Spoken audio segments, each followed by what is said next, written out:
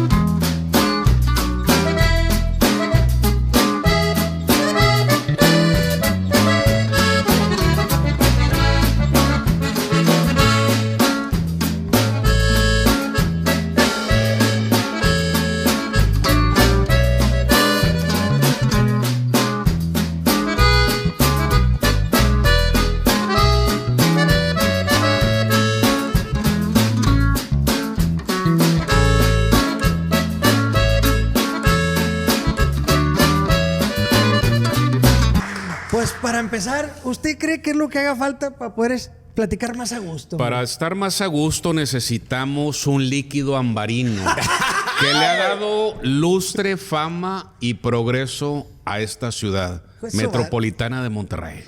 Las coquetas. Las coquetas. Eso. Esa cervezona, ay, Oye, que su madre. las coquetas. Muchas gracias, primo. Tú siempre tan amable. Oye, pues, ¿cómo no vamos a hablar de ellas? Claro. Sin tener una aquí con Igual invitado, nosotros. igual invitado. Oye, y por cierto, esta botella van a ser en el verano de 1969, cuando el Apolo, el proyecto Apolo, que era llevar a los primeros seres humanos a la luna, es la Quitapón, pero si quieren más adelante abundamos algo. En el tema, porque ese Claro, está interesante. sí. Está interesante. Pero, Saludcita. pues un saludcita. Salud. Saludcita para Saludcita que- a toda la gente que nos está acompañando este Salud. capítulo. Bienvenidos todos.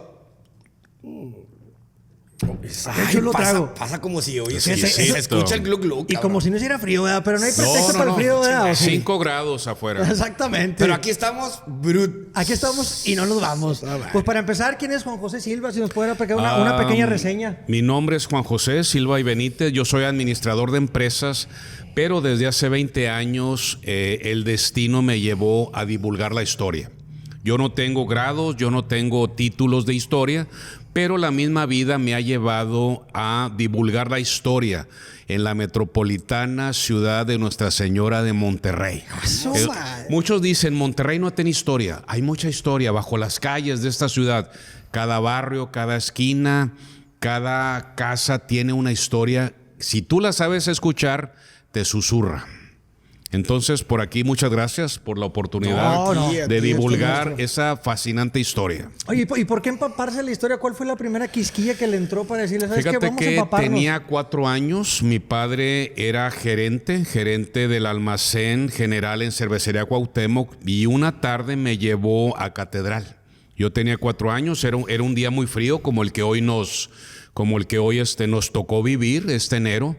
Y mi padre me lleva a Catedral, vamos a misa, pero después no sé por qué razón agarramos por las callejuelas, lo que hoy es la calle de Jardón, el antiguo callejón de San Francisco, y me empezó a narrar las batallas que ocurrieron ahí cuando la invasión americana de 1846, y desde los 4 años, estamos hablando de enero de 1966, el gusano de la historia entró a mi ser. Ay, juez, qué chulada. Ahí fue donde, donde se dio. agarré. Y luego después, allá por 1969, Yo estaba en el Colegio La Salle, que era un colegio para hijos de los empleados y obreros de Cervecería Cuauhtémoc, y por ahí tuvimos a un invitado de lujo, don Israel Cavazos Garza. Casi nadie. Cronista de Monterrey, maestro, y gran historiador. Entonces levanto yo las antenas y me llamó, la historia me sedujo. Y sabes que mi padre, a partir de los 10 años, en lugar de regalarme zapatos o un reloj, me regalaba enciclopedias. Y por ahí la enciclopedia fue la puerta de entrada para mí, para el amor a la historia. O sea, lo atrapó esa parte. Me atrapó la historia y siempre he estado en la historia. Qué chulada. Yo creo que es muy bonito. Qué chulada. Claro. Y sabemos que tú eres una biblioteca en diferentes gracias. temas, pero hoy queremos abordar un poquito la industria cervecera que a nosotros antes de entrar en el tema de la industria cervecera, siempre nos ha gustado como que imaginarnos una cena. ¿Cómo era una cantina antes? ¿Era sentarte, era familiar, era ruidoso, era peligroso? Si hablamos del Monterrey del siglo XVIII y XIX, había negocios que les llamaban tascas o tabernas, que es un término español. Cuando a ti se te pasan los alcoholes o las cucharadas, dices estoy atascado.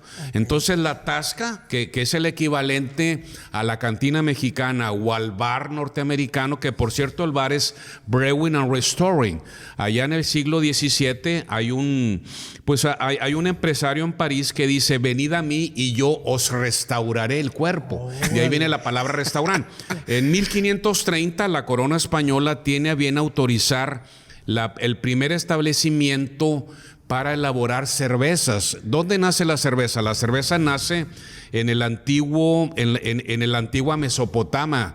Acuérdate que Mesopotamia es una región histórica, lo que ahorita viene siendo Irak, entre el río Éufrates y el Tigris, y dice la tradición que hace alrededor de 5,000, 6,000 años, ahí van a hacer la industria o van a hacer algo que ahorita estamos paladeando.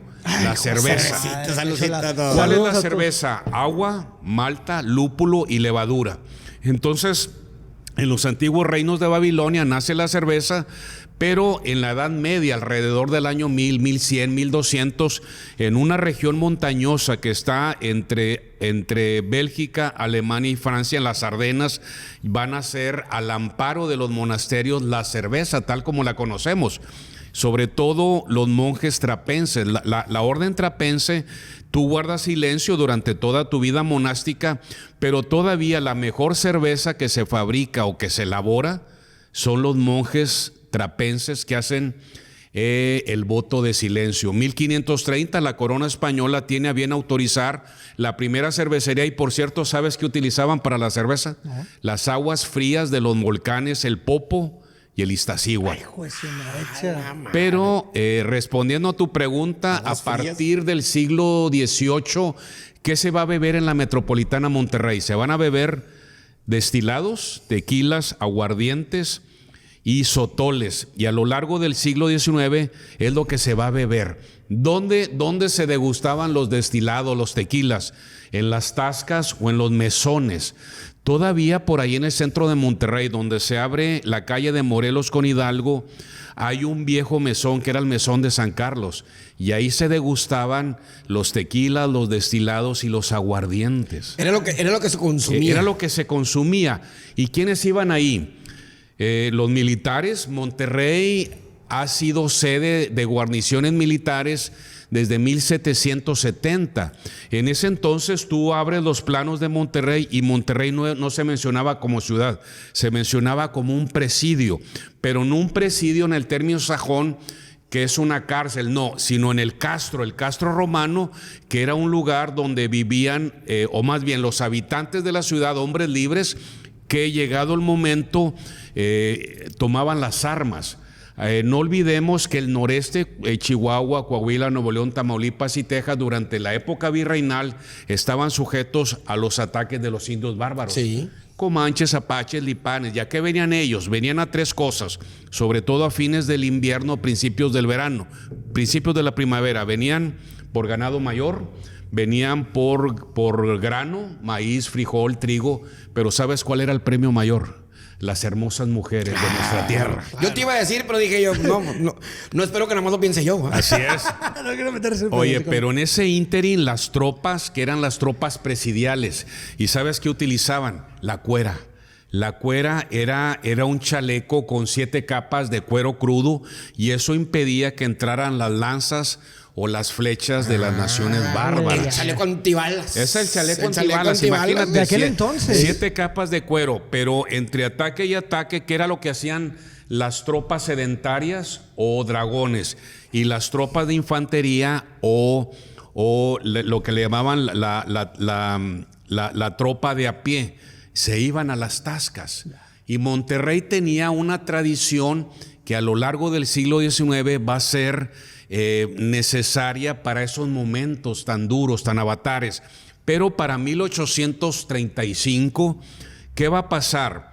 Monterrey se va a convertir en una ciudad, en un emporio comercial, porque en el norte, allá por 1835-36, hay una rebelión en Texas. Acuérdense que hay una rebelión en Texas, y Monterrey va a ser el punto de reunión de tropas federales que van a ir a convertir o a combatir la rebelión a Texas. Okay. Entre ellos va a venir un caballero que muchos lo recuerdan como el 15 uñas. Yo me sé el 10. 15 uñas. Yo me sé el 20. Porque él va a perder una pierna combatiendo la primera invasión de los franceses. Okay. Y la historia lo va a recordar como don Antonio de Padua, María Severino, López de Santana y Pérez de Lebrón.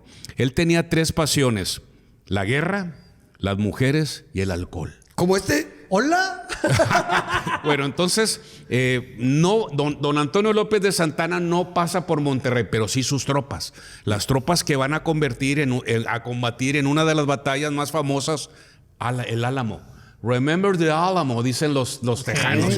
Entonces, es una victoria mexicana, pero las tropas que iban camino del interior de Ciudad de México a Texas van a hacer un alto en Monterrey para reposicionarse, para cambiar la mulada, la caballada, pero sobre todo para degustar excelentes tequilas, destilados, aguardientes, mezcalitos.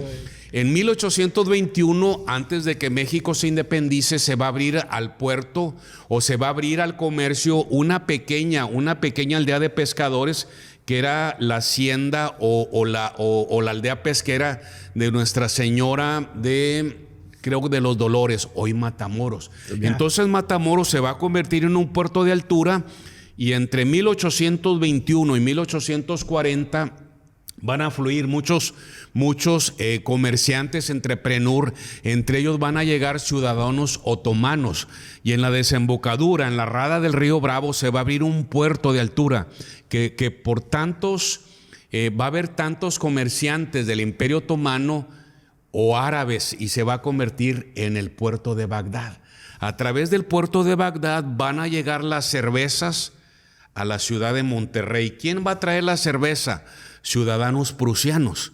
1830, y van a utilizar el camino real que iba de Matamoros, Reynosa, Camargo, Mier, giraban a la izquierda, San Gregorio de Cerralbo, Doctor González, San Francisco de Apodaca y Monterrey. Eran trenes o eran carretas tiradas por un tronco de 6 mulas, pero entre tantos artículos que venían de ultramar, venían jamones y jabugos de España, sedas de China, vinos italianos o vinos franceses, herramientas alemanas, inglesas. ¿Sabes qué venía ahí? Venían barricas de cerveza. Entonces, a ese Monterrey de 1830 a 1840 van a llegar las primeras barricas de cerveza, algunas lager o rubias, y algunas muy pesadas, oscuras, o las Pilsen. Llegamos a 1845. En noviembre de 1845 va a haber lo que la historia le va a llamar el Casus Belli. El Casus Belli va a haber una guerra entre Estados Unidos de Norteamérica, la República Mexicana, y esa guerra va a estallar entre el 8 y el 9 de mayo. Hay 2 batallas muy sangrientas enfrente de Matamoros: la batalla de Resaca y la batalla de Perdón, se me va ahorita, como no he tomado nada, pero aquí estoy tomando una salud, exquisita cerveza. Salud. La batalla de Resaca de Palma Con y confianza, la está en su batalla casa. de la Angostura. Entonces son derrotas. No nos ganaron porque fueran más valientes los gringos, no nos ganaron porque fueran más patriotas, nos ganaron por la tecnología. Pero ¿qué va a pasar en esa guerra?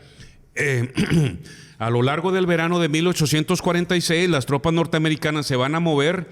Entre el 19 y el 25 de septiembre de 1846 hay una batalla muy intensa en las calles del centro histórico de Monterrey. Se combate casa por casa y no nos van a derrotar, sino que van a lograr un empate, van a lograr un armisticio que se va a firmar en la madrugada del 24 de septiembre de 1846, pero tan pronto los gringos se quedan en Monterrey, ¿sabes qué van a traer? Van a abrir el bar. Los gringos, hay un interesante anuncio que se va a publicar en un periódico que editaba el cuerpo de ingenieros o el cuerpo de señales, el USA Signal Corps. Está fechado el 5 de octubre de 1846 y ese periódico se le llamó el American Pioneer.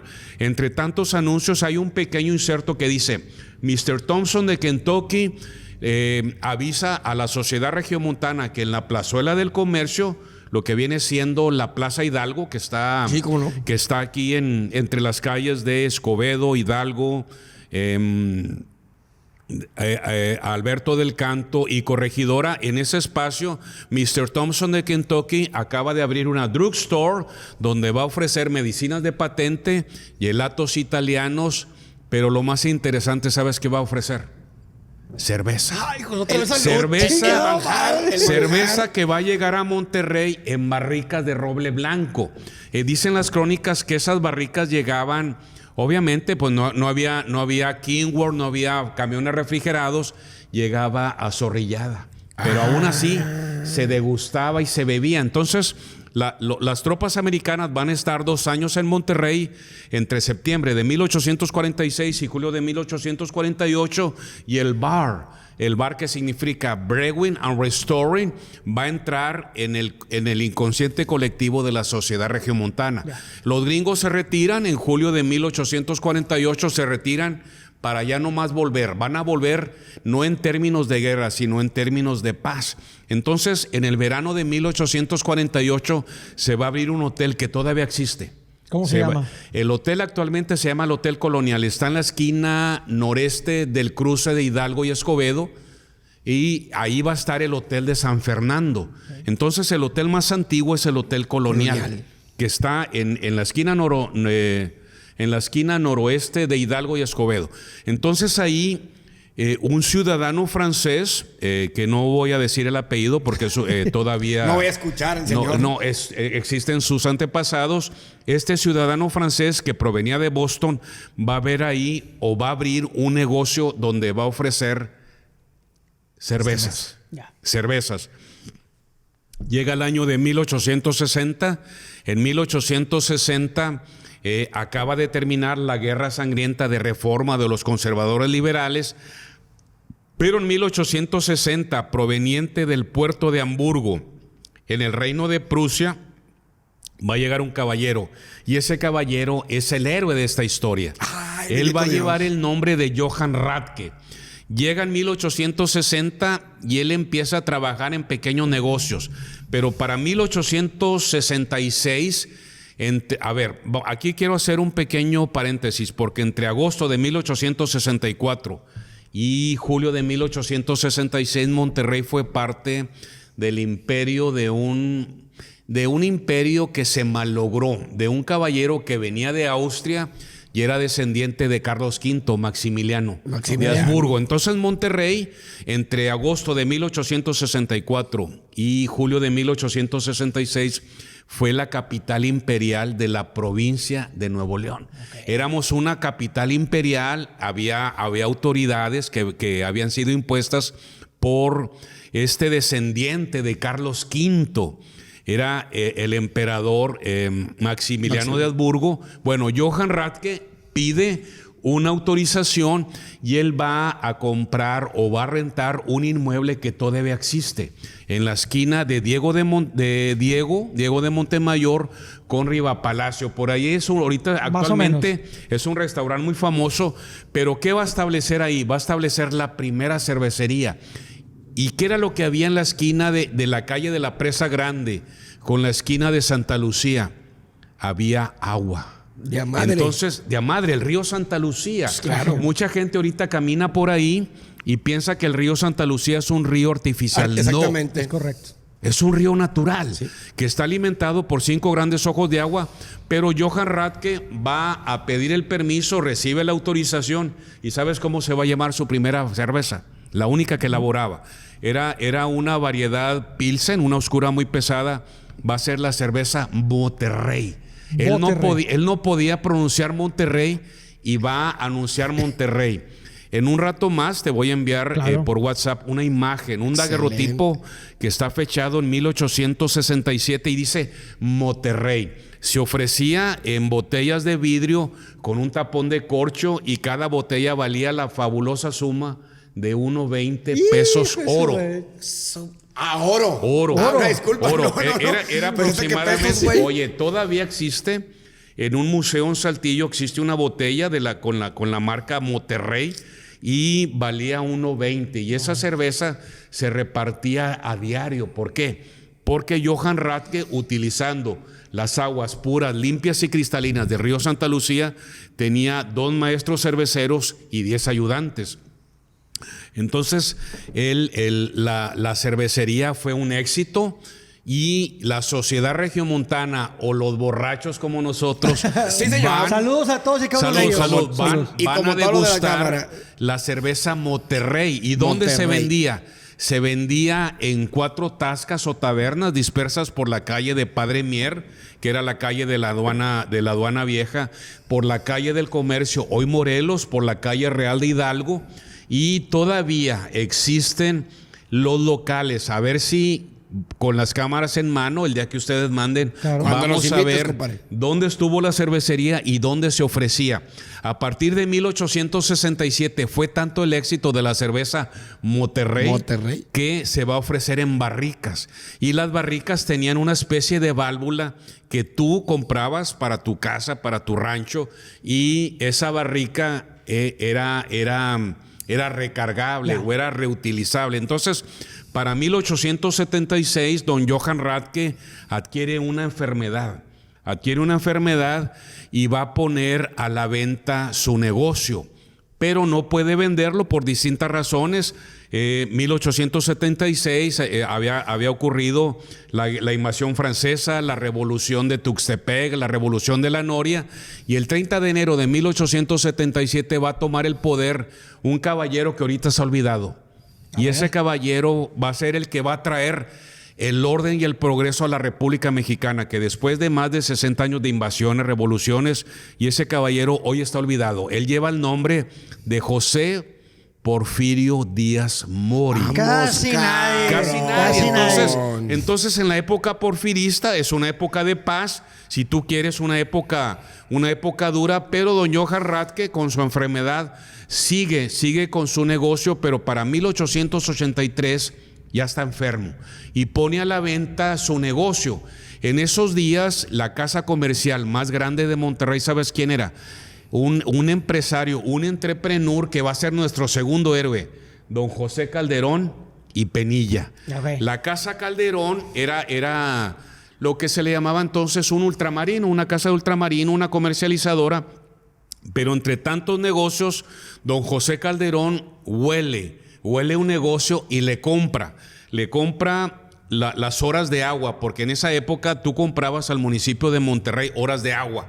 Le compra el know-how, pero don Johann Radke no nada más le va a dar el know-how. ¿Cuál es el know-how? Cómo elaborar la cerveza, cómo cocerla, cómo cocinarla, sino que también le va a vender la marca Monterrey o Monterrey.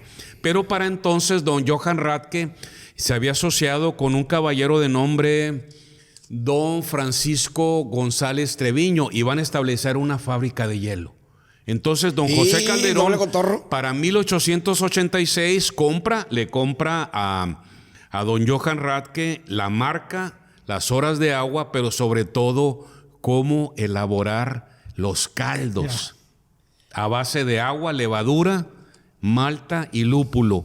Y la primera cerveza, ¿sabes cuál va a ser? O más bien, la cervecería se va a llamar la Cervecería León. Y está todavía existe el inmueble. Esa es una casona de sillares, está situada en la esquina de Diego de Montemayor y Riva Palacio, atrás del Museo de Historia Mexicana. Entonces la Cervecería León va a ser un éxito, pero la producción era pequeña. Y en esos días don José Calderón tenía muchas relaciones con empresarios de San Antonio, Texas y de San Luis, Missouri. ¿Y qué va a pasar en esos días? 1886, 87, don José Calderón y Penilla va a establecer contacto con una cervecería artesanal de San Luis, Missouri, de nombre la cervecería Schneider. Schneider. Entonces, don Maximilian Schneider, un inmigrante prusiano que llega a San Luis, Missouri, alrededor de 1850, establece esa cervecería, una cervecería artesanal. Si tú vas actualmente a San Luis, Missouri, las mejores cervezas de Estados Unidos, Ahí están. ahí están. Llámese, bueno, Schneider ya no existe, Anheuser-Busch y otras que ahorita no me vienen a la mente y no quiero mencionar, pero don José Calderón empieza a distribuir la cerveza Schneider, que era Pilsen oscura o era Lager o rubia. Pero ¿qué va a pasar? No olvidemos que el 30 de agosto de 1882 a las 8 de la noche, 30 de agosto de 1882, aquí en el Valle de Extremadura, que es el asiento de la ciudad de Monterrey, se va a escuchar algo que va a cambiar la faz de esta ciudad. Va a cambiar, o más bien es el silbato del ferrocarril.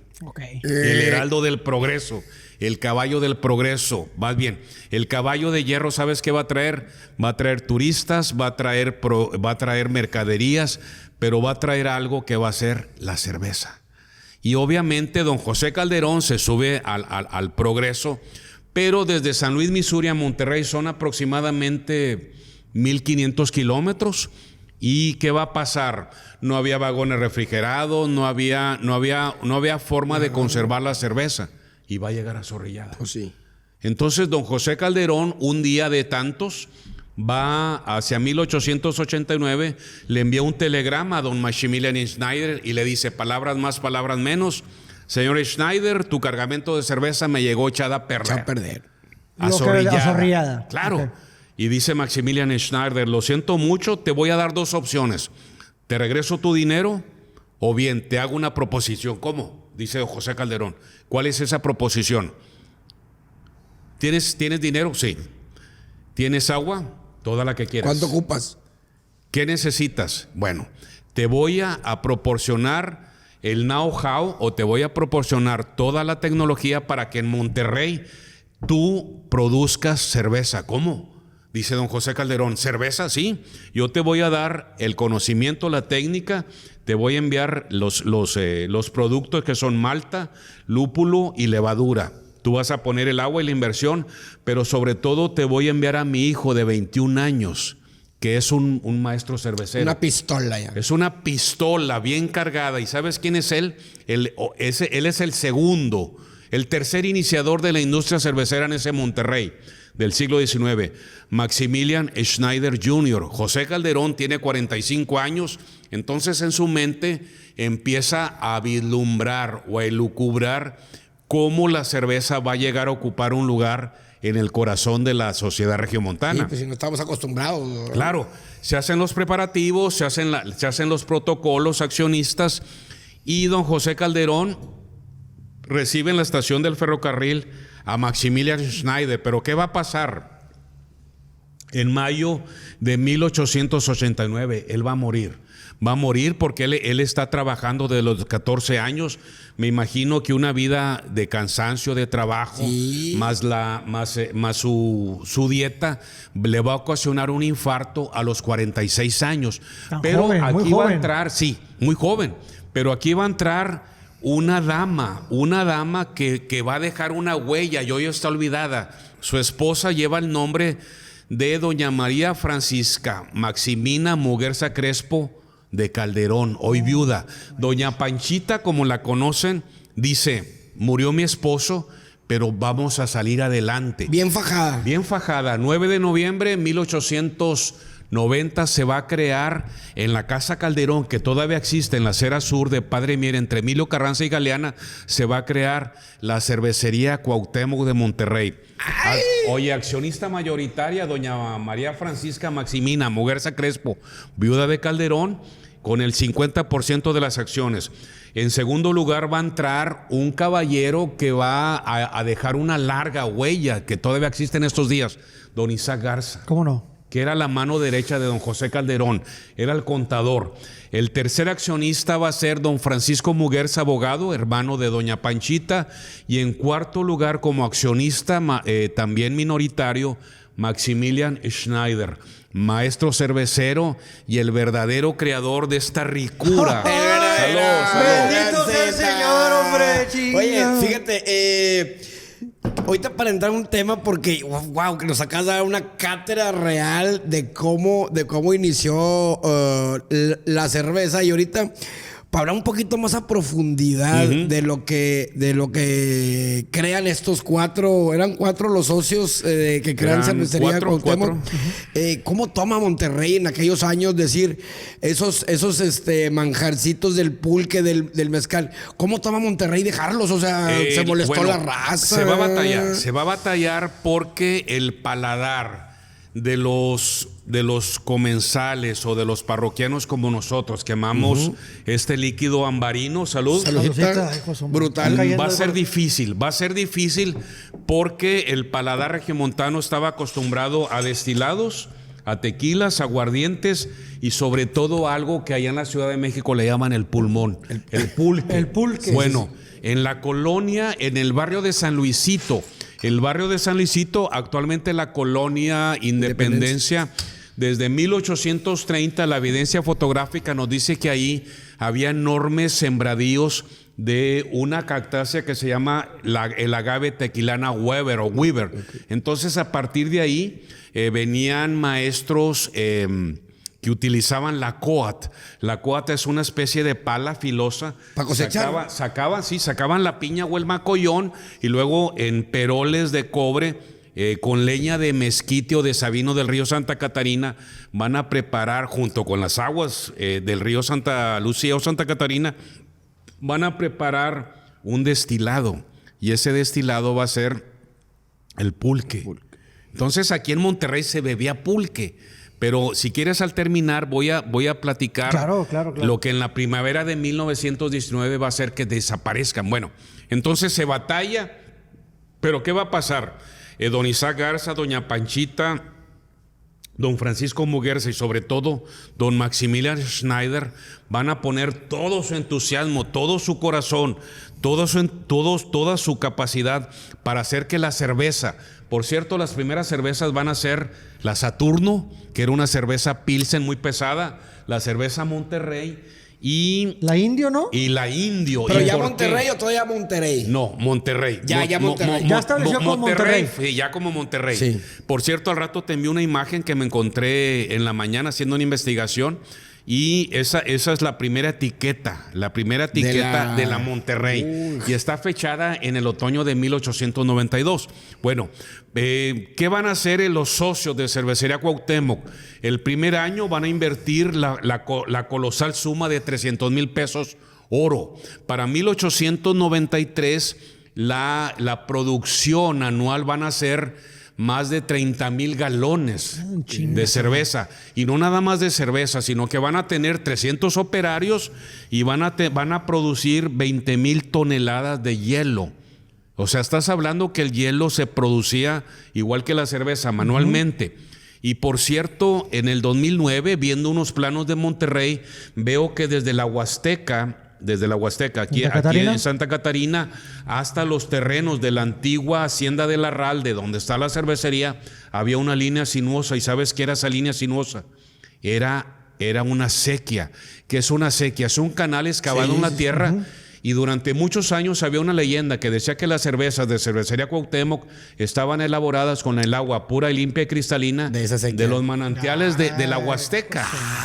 Acuérdame de traerles toda esa evidencia. Sí, sí, aquí no la para que claro. ustedes la publiquen para su portal y para sus Claro, televidentes. gracias. Entonces, para 1893, ¿qué va a hacer la cervecería? Empieza a enviar sus productos a las grandes ferias, a la Feria de Chicago de 1892, a la Gran Feria de París de 1898, pero en 1903 va a haber una gran feria, una gran exposición en Madrid, y aquí va a entrar una leyenda que es una realidad. La Cervecería Cuauhtémoc va a hacer una inversión colosal porque va a enviar cerveza y va a enviar todo un stand a la Feria de Madrid, a la gran exposición de Madrid. En una de tantas tardes, en mayo de 1903, recibe un anuncio de que se va a presentar Su Majestad, el rey Alfonso XIII, tatarabuelo del actual rey Felipe VI, de la casa de los Borbones. Entonces, llegan, dicen las crónicas que va a llegar Su Majestad Alfonso XIII y pregunta, ¿qué es esto? Ya le dicen, esta es la Cervecería Cuauhtémoc, está en Monterrey. Monterrey está en el noreste de la República Mexicana, la antigua capital del nuevo Reino de León, y estas cervezas las elaboramos. Oye, pide o le dan una demostración, una degustación, va a probar la Saturno, que es una Pilsen, va a probar la Monterrey, salud, que es una lager. Salud. Vamos a poner un pedo con tanto salud.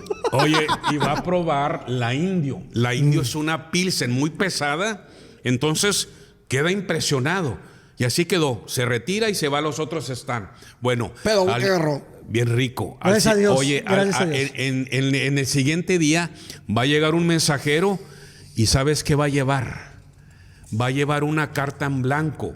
Y esa carta en blanco, en el ángulo izquierdo, va a tener el escudo de armas de la corona de los Borbones. Ya. Y en ese escudo trae un león rampante y tiene la famosa divisa Non Plus Ultra, que significa más allá de los mares. Bueno, esa es una carta blanca. Y le dice el gerente del stand, ¿qué es esto? Su Majestad Alfonso XIII les envía esta carta para que ustedes pongan lo que quieran. Para Sí, traer sí, cerveza. o sea, bueno, el como un gerente cheque, como un cheque en blanco. un cheque en blanco. El gerente no sabe qué hacer, lo envía por mar a Monterrey, bueno, lo envía al puerto de Bilbao, Tampico, Monterrey. Llega la carta blanca con el escudo de armas de la corona de España, y ese es el origen de la carta blanca. Ay, carta blanca. Imagínate, los socios pudieron haberle puesto el rey Alfonso XIII tuvo a bien visitar nuestro stand en la Expo de Madrid, pero se quedó en blanco. Y esa carta existe en los archivos históricos de Cervecería Cuauhtémoc, hoy Heineken. Entonces, ese es el origen de la carta blanca. Y obviamente todo eso se da mucha publicidad. Claro. O le llamaban entonces mucha publicidad o mercadotecnia o marketing. Entonces, para 1910, el verano anterior al estallido de la Revolución Mexicana, la Cervecería Cuauhtémoc ya está bien establecida. Pero ¿qué va a pasar en 1919? En 1919, Monterrey va a tener, o más bien Nuevo León va a tener alrededor de 4 gobernadores, villistas, carrancistas, constitucionalistas, pero uno en el verano, en marzo de 1919, hay un periódico, El Porvenir. Sí, señor. Que es el decano de los periódicos en Monterrey. Sí, señor. El gobernador en turno, no voy a decir el nombre porque que la gente comente, que la gente puede comente. estar escuchando sus descendientes. pero Saludos a cada uno de ellos. Chequen el año. Bueno, este gobernador va a tener a bien publicar un decreto donde dice palabras más, palabras menos. A partir del 1 de marzo de 1919 se prohíbe el cultivo del agave tequilana Weber, se prohíbe la producción, elaboración y el consumo de todo tipo de destilados, llámese aguardiente, llámese tequila, Mezcal. llámese pulque. ¿Y quién crees que estaba detrás de eso? Cervecería. La cervecería Cuauhtémoc. Pero a ver, yo tengo ahí una duda porque quiero poner un paréntesis porque o sea, la verdad estoy más emocionado como niño en sexto de primaria con todo esto. Porque si bien he sabido que hubo alguna presión que ahorita nos vas a platicar, estoy seguro, fue a raíz del auge que tuvo allá en aquella carta blanca que llega y fue parteaguas el periódico decir, ya no va a haber estos destilados. O sea, el que un periódico tan importante haya hecho tanto boom fue a raíz de ese decreto, de ese stand de Europa que alguien tan importante haya dicho, ten una carta blanca y ponle precio a esto. Sí. Que dijeron, ahora sí, güey, este es el líquido bueno. La revolución va a acelerar. La revolución, pero también los medios de comunicación. ¿Qué van a acelerar? Van a acelerar el consumo de la cerveza, no nada más en Monterrey, sino en todo el noreste, Coahuila, Nuevo León, Tamaulipas y el sur de Texas. Okay. Entonces, acuérdate que en la revolución hay mucha movilidad. Los ejércitos federales, los ejércitos revolucionarios van a llegar a Monterrey, llegan y se van. Sí. Por ejemplo, qué bueno que tocaste el tema, porque entre el 22 y el 24 de octubre de 1913 ocurre el primer ataque revolucionario a Monterrey. El general Pablo González, carrancista, comandante del Cuerpo de Ejército del Noreste, va a tomar las poblaciones al norte de Monterrey, va a tomar San Nicolás y va a destacar a una columna de tropas para que tome Cervecería.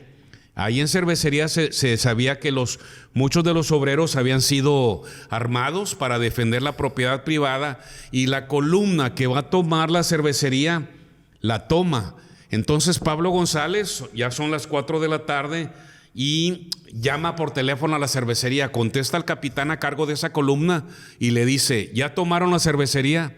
Ya la tomamos. ¿Ya la tomaste? Ya la tomamos. Entonces, ¿qué va a pasar? La columna que va a atacar la cervecería Cuauhtémoc no encuentra resistencia y ¿sabes qué se va a tomar? Se van a tomar el equivalente a más de 100 cartones. Entonces, o sea, tomaron la cervecería y se la tomaron. Se atascaron. Entonces, eso va a hacer que el ataque revolucionario al siguiente día, 23 de octubre de 1913, fracase. ¿Por qué? Porque todos están como nosotros, pasados de copas. Sí. Entonces, todos atascados. No, hombre, a mí hasta se me bajó por la emoción de la plática, cabrón. Oye, entonces, eso va a hacer que fracase, pero eso va a hacer que la cervecería Cuauhtémoc y sus productos, entre ellos la Carta Blanca, entren en el imaginario colectivo de esa república, que si tú quieres estaba en medio de un caos revolucionario, pero para 1919 ya hay una paz relativa, y eso va a hacer que la cervecería Cuauhtémoc tome cartas en el asunto, presione al gobernador en turno, y ese gobernador va a hacer que se prohíban todos los destilados. Y cosas, ¿sabes qué va a pasar? Un siglo después, 2005, 2006, en Monterrey se va a volver a paladear, a degustar los tequilas, los destilados. Y en este momento todavía en Monterrey, si tú vas a alguna cantina, ¿qué vas a encontrar? Cerveza. Sí. Vas a encontrar cerveza, pero también vas a encontrar algún aguardiente, algún tequila, algún mezcal de Oaxaca, de Jalisco. Entonces tardó 100 años. Y en esos 100 años, ¿quién va a ser el rey aquí en Monterrey? La cerveza. Pero lo sigue siendo. Sigue siendo la cerveza. Somos una ciudad, yo hasta la fecha yo creo que somos 100% cervecera. Definitivamente. O sea, yo creo que es muy difícil que alguien nos cambie todo esto. Yo tengo una duda. Por ejemplo, cuando estaba el tema que surgió la cerveza Indio, ¿cuál otra fue después de...? Después de la Indio surge, bueno, la primera cerveza va a ser la Saturno. La Saturno, la Monterrey y la Indio. En 1896, ya para cerrar el siglo XIX, por la administración de don Porfirio Díaz quiere voltear al pasado. Quiere dignificar a todos los héroes que nos dieron historia, nos dieron patria, entre ellos Benito Juárez, pero sobre todo el gran Tlatoani o el gran emperador azteca que le hizo frente a Hernando de Cortés. ¿Sabes quién era? Cuauhtémoc. Y es en esos días en que la estatua de Cuauhtémoc, que nosotros lo vemos con la lanza y el y estandarte. Bueno, esa imagen va a ser el emblema de la cerveza indio. Estás hablando que hay un momento hay una tensión en el aire y hay una visión hacia el pasado para ver los orígenes, no nada más de la Nueva España, sino de la República Mexicana encarnada por ese gran general que era Porfirio Díaz. Entonces todo ese nacionalismo, todo ese mirar hacia el pasado está encarnado ¿en quién? En el gran emperador Otlatoani Cuauhtémoc, el águila que cae. Entonces Cuauhtémoc, desde 1890, ¿qué hicieron los accionistas?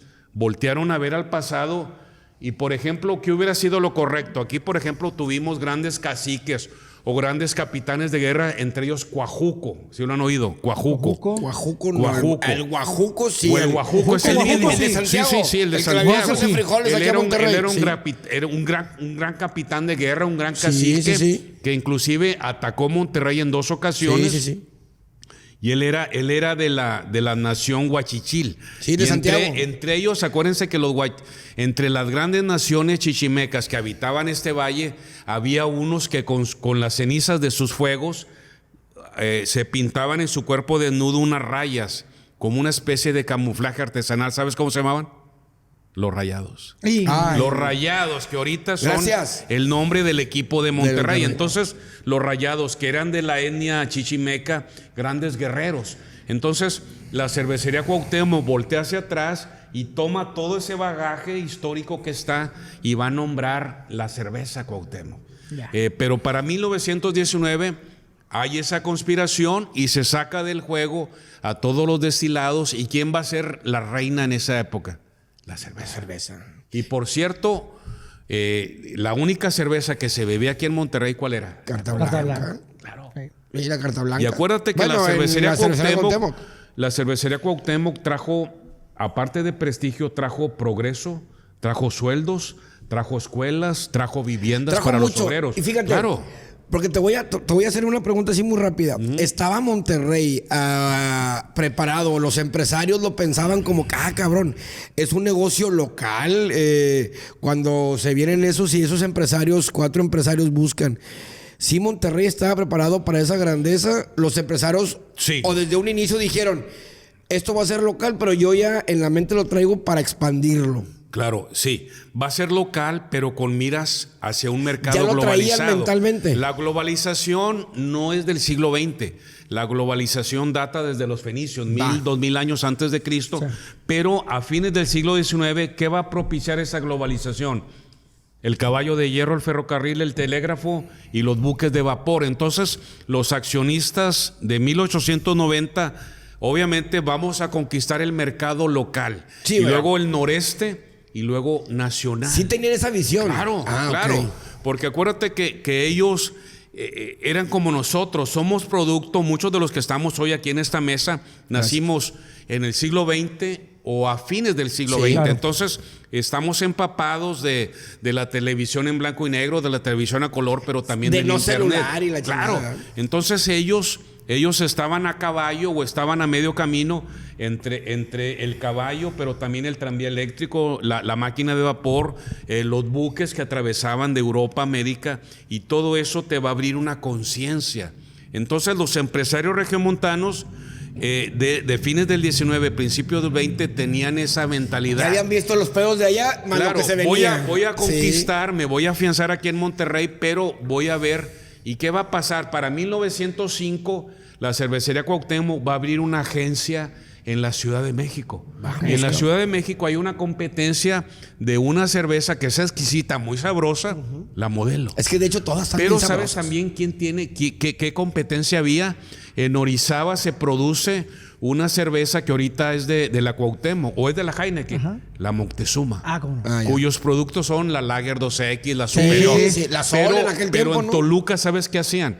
Hacían una cerveza exquisita, era una cerveza, pero todos los cerveceros eran alemanes, mande. Ok, ¿la cerveza suave o más o menos ahí? No, eran lager rubias o eran pilsen oscuras. Ok, nada pero más. allá en Ciudad de México la competencia era feroz. Pero ellos dijeron, yo le voy a entrar. Si no lo intentas, no lo sabrás. Ya. Entonces abren la primera agencia de cervecería Cuauhtémoc. ¿Dónde crees? en el Paseo de la Emperatriz o el Paseo de la Reforma. Uf, la mera mata de las Claro. pedas ahorita. Y para 1920 van a empezar a comprar pequeñas cervecerías en Ensenada, allá en Baja California, pero sobre todo en Veracruz. Obviamente, compran pequeñas cervecerías artesanales, pero para 1930 la cervecería Cuauhtémoc, que ya tenía 40 años, ya se está abriendo paso. Es lo que te digo. Entonces, sí, perdón, primo, nada más así rápido. Fue un parteaguas la cervecería Claro. para que los demás estados dijeran, Claro. yo hago la mía, yo hago la mía, yo hago Y la si mía. tú quieres, hablando stricto sensu, la industria que le va a dar lustre y que va a hacer que Monterrey sea el emporio industrial que actualmente tenemos, es la cervecería Cuauhtémoc. Es correcto. No es la fundidora, porque la fundidora es de 1901, no es la vidriera, no son cementos mexicanos.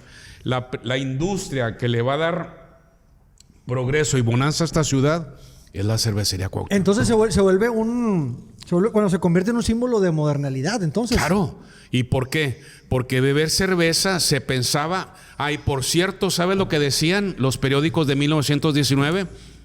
El mezcal, el tequila, el aguardiente son bebidas que propician la criminalidad y separan... claro. Se volvió algo negativo. Claro, Lo y que pasa separan es que a las familias. En cambio, la apoyado. cerveza es una bebida de moderación que entra a los hogares católicos. Ya. Y sabes que había publicidad que hasta el bebé podía tomar cerveza. Pero bueno, eso me imagino que fue parte de la estrategia Claro, para sacar al mercado. El que le llamamos ahora el marketing. ¿Verdad? Vamos a ver, tengo que pelear contra todo este monstruo Claro. que ya existe, pues voy a joder. Y luego, por ejemplo, en 1955, ¿sabes lo que va a hacer la cervecería Cuauhtémoc?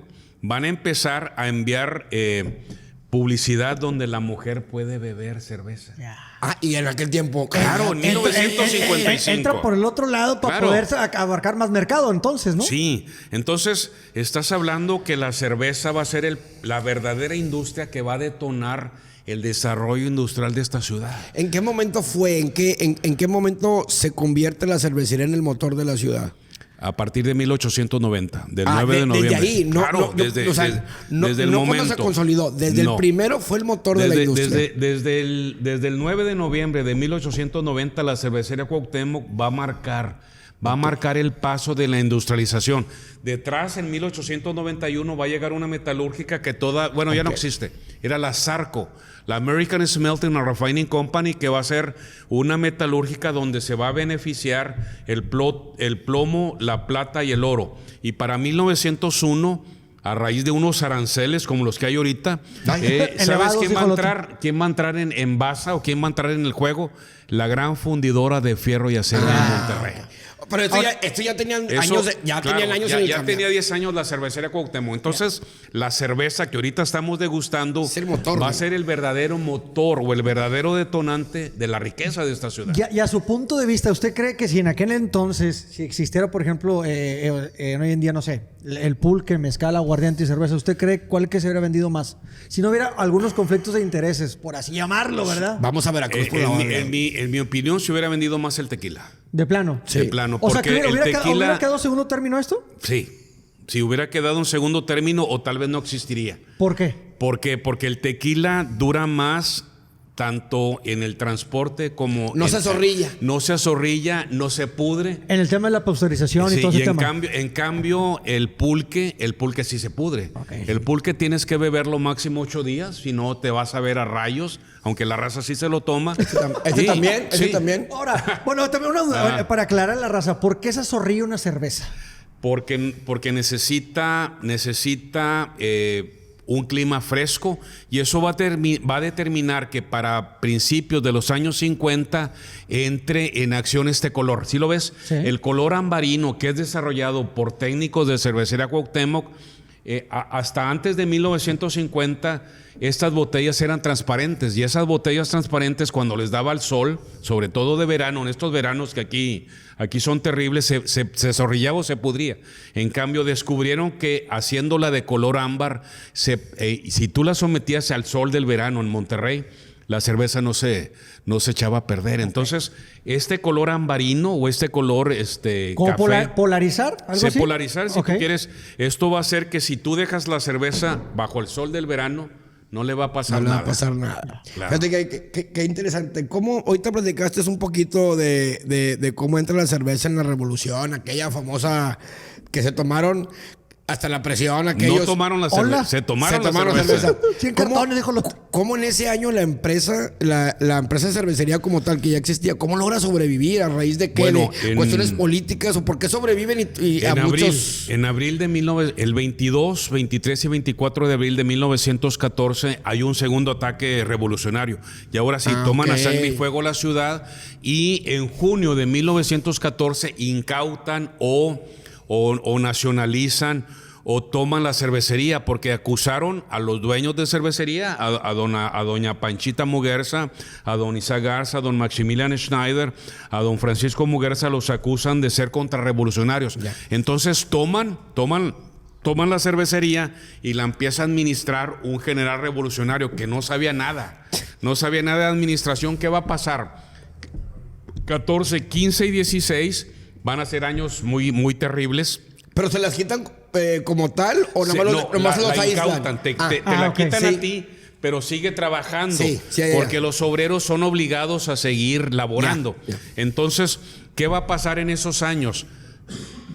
Vaya, a ver, tú pones a alguien que no sabe nada de administración y menos de la producción de una cerveza, que es un elemento muy delicado. La va a tronar. Entonces la truena. ¿Y qué va a pasar para mayo de 1916? La regresan a sus administradores o a sus dueños. Los que saben jalar. Claro, entre ellos obviamente van a volver don Isaac Garza, don Francisco Muguerza, y van a retomar, pero va a ser muy difícil porque en 1916 la República Mexicana era un caos, la infraestructura ferroviaria, el comercio estaban por los Chogarras. suelos, no había nada, y luego la Primera Guerra Mundial nos afectó también. Entonces el 16, 17 van a ser años muy duros, pero en el verano de 1918, ¿sabes quién va a llegar?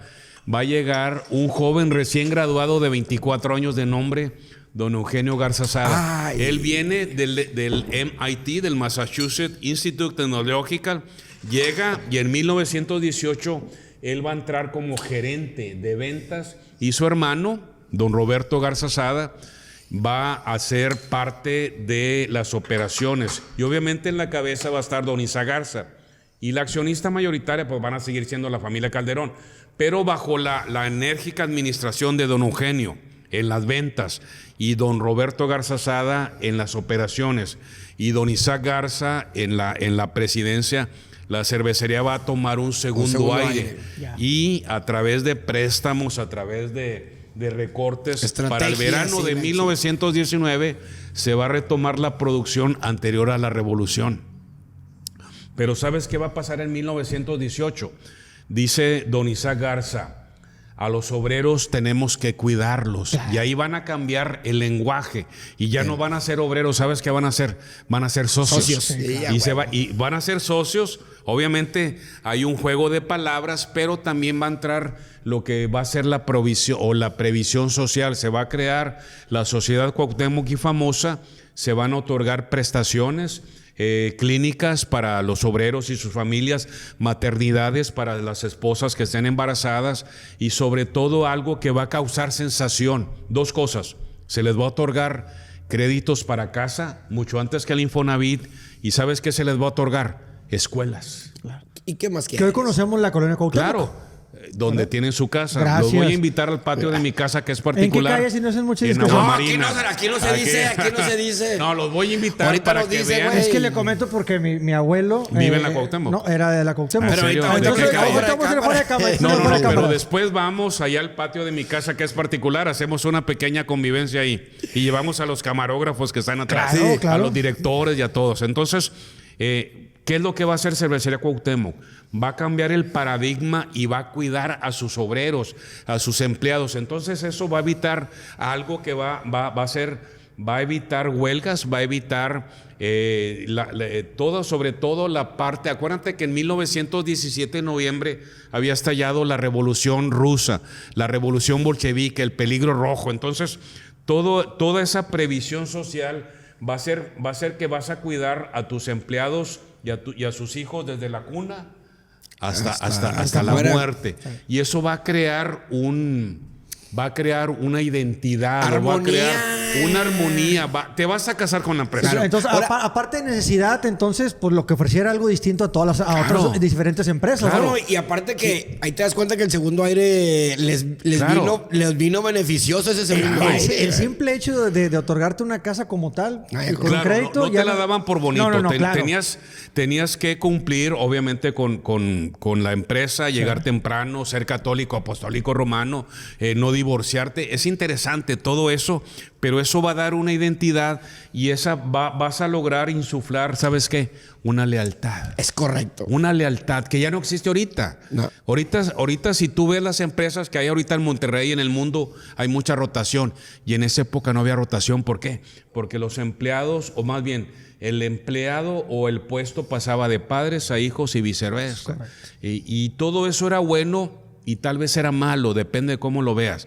Pero en el caso de mi familia, ahí estuvo mi abuelo, mi padre y mis hermanos. Pero ahí también, ahí tienes que ver de como quien te lo dice y de la época que pasa, porque pues si yo anteriormente no había oportunidades, este me la da, el hijo ve y luego al hijo le dan la misma oportunidad de crear una familia, un terrenito, una casita. Pues claro que te vas a casar con la empresa. ¿va? Ahora, Y no nada más te casabas. Si sabes que les daban a tus hijos becas. Ah, Las totalmente. becas no te las daban por bonito. Tenías que ganártela con premios, con promedios. Y todo eso va a crear comunidad o va a crear una lealtad que ahorita ya no existe. No existe. Claro que no. Estoy seguro. Ahorita si vamos a alguna empresa, ¿sabes qué te va a decir? Tengo mucha rotación. ¿Y por qué tiene rotación? Porque no fomentas esa lealtad. Pero bueno, eso ya es tema de otra cosa. Son harinas de otro costal. De otro costal. Aquí hay algo bien importante. Platicas que ahorita hemos vivido un cambio generacional. La cervecería después de la revolución vienen épocas Duras. Caos. vienen épocas crisis igual. Claro, pero viene- también va a haber épocas de vacas gordas. ¿Va? Platícanos un poquito de esa, de ese cambio entre de 1920 y 1930 va a ser un momento muy duro. ¿Por qué? Porque los estragos de la revolución se van a extender hasta 1930. Muchos dicen, la revolución es entre el 10 y el 20. No, la revolución se va a extender hasta 1940, porque a mediados de los años 20 va a estallar una guerra innecesaria, la guerra cristera. Ah, cabrón, ¿y esa cuál es? La guerra cristera, el gobierno federal va a instituir sobre todo prohibición de que tú, como ciudadano mexicano, no vayas a la iglesia católica, no tomes los sacramentos, los preceptos, y eso va a desencadenar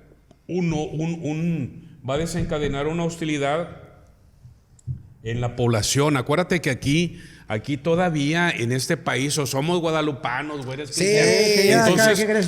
ya, Entonces, entre 1926 y 1929 vas a traer una guerra que va a ser la guerra cristera o la cristiada. Y de hecho hay 3 guerras cristeras, pero no quiero entrar mucho en eso. Pero entre 1920 es una época muy dura.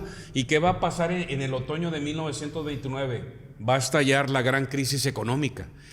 Va a explotar allá en Nueva York la Gran Depresión y eso va a afectar a Monterrey. Pero la cervecería Cuauhtémoc va a seguir adelante, va a seguir dando empleo y sobre todo va a seguir ofreciendo este exquisito manjar. Y la gente no lo ocupa de distracción, cabrón. Oye, y si tú lo ves, esta cerveza contiene vitaminas, y etcétera, etcétera. Entonces, para 1935 va a ser superado, y en 1935 está de presidente Lázaro Cárdenas.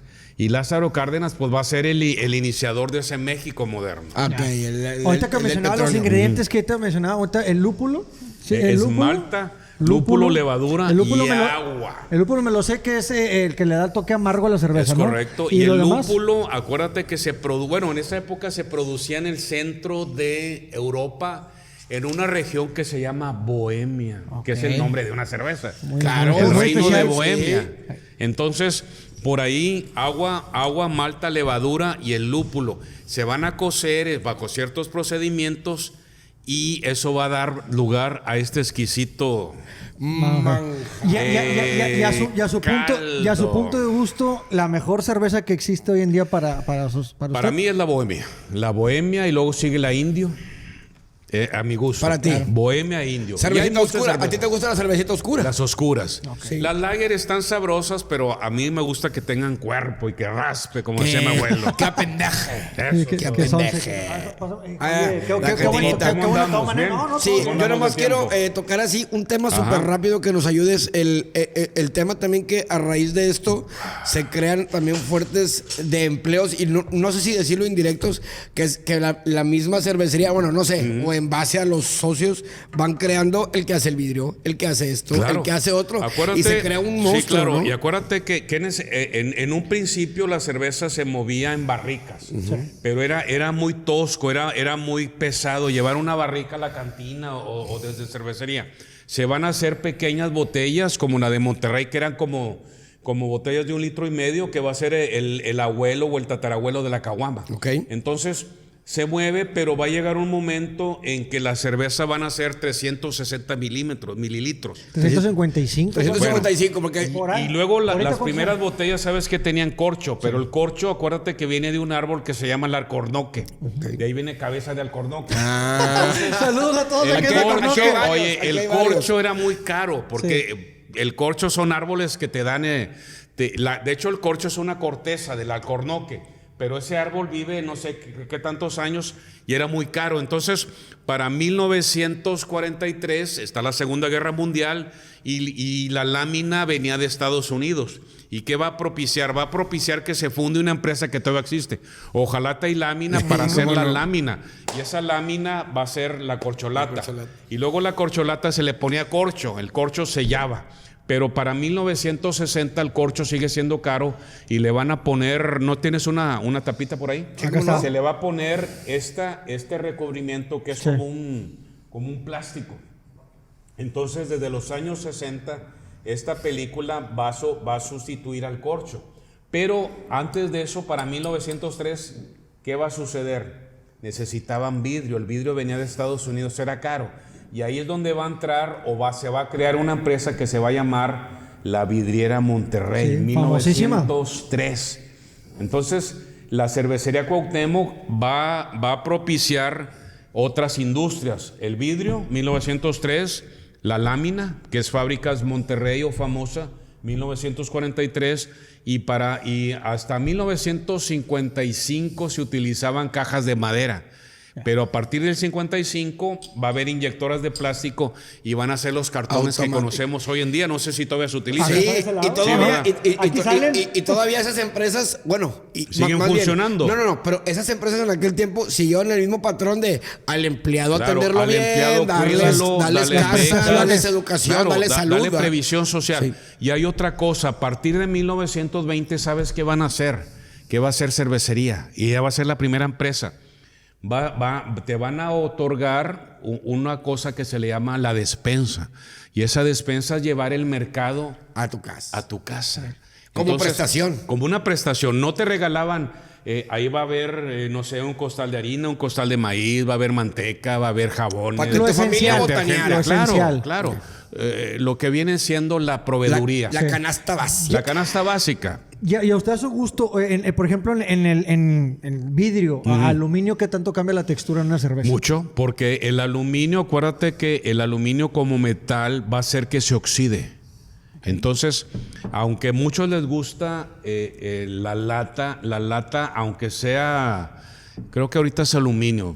Sí, es aluminio. Sigue siendo aluminio, pero originalmente era acero, era lámina de acero. Pero para mí, el aluminio mata el sabor. Y no nomás para mí, para los conocedores. Entonces, ¿quieres beber una buena cerveza? Vidrio. Y como decíamos en mi época, chupar el vidrio. Es lo más, es lo más O como dice- sabroso. o como dice mi primo, Claro. pegarle al vidrio. Pegarle ¿verdad? al vidrio. Ay, O salud. chingar un vidrio.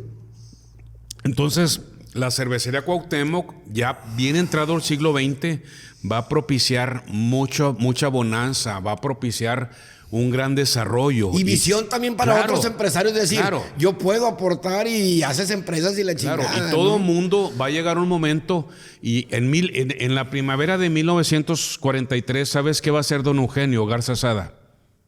Va a vislumbrar algo que no existía. Él era egresado del Instituto Tecnológico de Massachusetts Y él dice, estamos en 1943, hay una guerra mundial y México necesita técnicos. Y él reúne una tarde del verano de 1943, va a reunir a muchos empresarios y ¿sabes cuál va a ser la idea? Crear un instituto tecnológico y de estudios superiores. Y órale, pasa el sombrero entre todos sus amigos empresarios. Échenle. Y el 1 de septiembre de 1943 van a ser una institución educativa que no nada más nos ha dado lustre, sino que preparó generaciones de técnicos, de ingenieros, de agrónomos, de contadores. Y todavía existe. Y representa al país, claro, como tal. Y es una de las instituciones educativas, claro. Está en el Estado. Y estás hablando que muchos dicen el tecnológico es caro, pero se les olvida que el 50% de los alumnos actuales del tecnológico de Monterrey, ¿sabes qué son? Becados. Son becados. Totalmente de acuerdo. ¿Y sabes quién está detrás? Los herederos de la cervecería. Exactamente. Dicen que don Eugenio Garzazá, dicen que fue una persona que ayudó muchísima gente. Claro. A ver si un día, el día que ustedes mandes, vamos a su casa, que es una casa museo. Ah, sí, me enteré hace poco. Es una casa museo, hablamos con las autoridades que nos permitan hacer un recorrido, una pequeña grabación. Perfecto. Si no, cuando ustedes manden. No, la verdad es que agradecidos con todo lo que nos ha platicado. Nos la puso bien fácil en el buen sentido de la palabra. Es que, porque traemos preguntas y otras pero otras créeme cosas. que con todo respeto y nos dio mucho gusto conocerte. Eres un deleite. Muchas gracias. Y escucharte es un deleite porque yo no entiendo cómo alguien puede tener las fechas tan exactas y escucharte la seguridad y que prácticamente llevaste esto, pero también hay veces que hay que saber escuchar. Claro. Y hoy fue uno de esos capítulos. Muchas gracias por la oportunidad. Y sobre todo que la gente que te está tomando este manjar, que también sepa de dónde proviene y todo el asunto. Un saludo muy especial. ¿De dónde viene?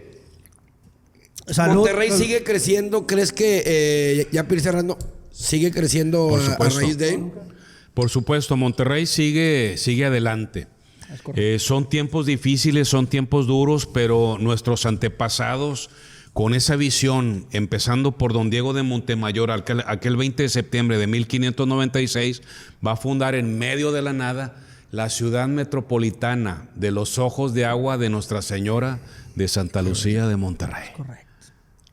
Ni más ni menos. Muchas gracias por la invitación. Agradecidos que haya estado aquí con nosotros. La verdad es que es una toda enciclopedia, todo lo que se ha quemado las pestañas y por algo está aquí con nosotros. La verdad, muchas felicidades por todo lo que ha estudiado, ¿verdad? Y también empaparse del tema como tal es un orgullo. Son ejercicios de memorización. Y hay chingos de temas más. Es correcto. Lo tenemos para hacer una segunda veces parte. Me inviten, aquí voy a estar. Muchísimas gracias. Saludos muy especial a todos ahí en la Colonia Cuauhtémoc, de ahí de la cervecería. Muchas gracias. Muy especial. Huicho, las redes sociales, ¿cómo estamos? Nosotros estamos como los Nopalitos te ven en todas las redes sociales. ¿Dónde te pueden encontrar? Me pueden buscar en Facebook como Juan José Silva Benítez o me pueden buscar en Instagram como Grisi Tours. Grisi Tours, aquí van a estar las redes sociales. Grisi con doble S. Ok, claro, aquí como quieran van a aparecer todos. Aquí está. Claro que sí. Salud. Saludcitas. Vámonos, mi gente, antes de decirles que los queremos y los queremos ver, tomar. ¡Ánimo!